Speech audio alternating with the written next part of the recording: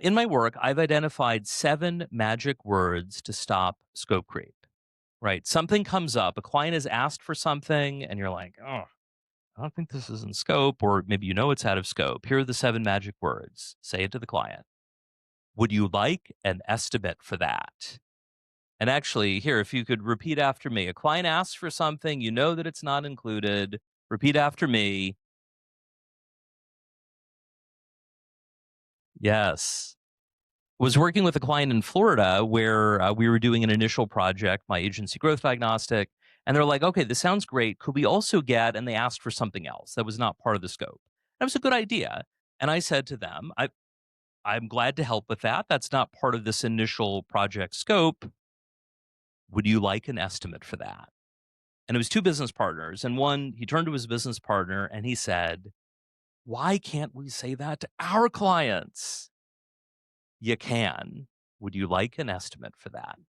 But what about daily client negotiations? Like things pop up. Sometimes you know it's a big deal, but other times things just sort of, show up. That's where my reason options choose ROC framework comes in. Here's how it works. If a client has asked for something that you don't want to do, you start by citing a reason. We'd love to do that, but that's not in the scope. Or we'd love to get that done faster. That's not part of the original plan. Or like you've got some reason why. Then you give them 2 or 3 options. Importantly, you have handpicked these options. These are options you are comfortable with them choosing. If they say yes to any of them, you're fine.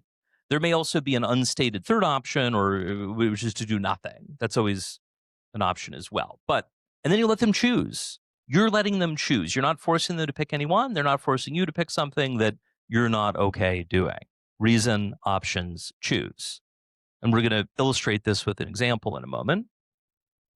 Um, what about? You also might be thinking, oh, well, this is obvious. I know we should have different options. I would go back several hundred years to Samuel Johnson, who said, "People need to be reminded more often than they need to be instructed." He's right. He doesn't look very happy in this photo, by the way. And he presumably commissioned the painting. I'm not sure what his creative brief was there. Make me look like I have indigestion.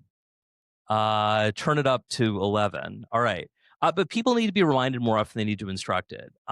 With my client work with agencies all over the world, I had a client in Canada who loved Reason Options Choose, and she shared it with her team. The other thing that she loved was wine. And for her birthday one year, her team made fake wine bottles. So they were like real wine, but they put their own label on. And what her designers came up with, everything had a pun based name. My favorite was one that her team called Riesling Options Choose. And they even wrote a tasting or kind of note. They said it's a bittersweet blend best served during challenging client moments, pairs well with a pep talk from Carl, a few solid proofreaders, and pretzels, lots of pretzels, to ease the stress of pressing send on that email. Now, I love seeing that. I did have one quibble. If it's that fraught, you probably should be calling the client rather than sending them an email. She did not like sending emails. She was like, "Do I have to?" I'm like, "You don't have to, but you could probably resolve it in a 5-minute Zoom call versus spending an hour trying to get the email perfectly right and still making the client unhappy."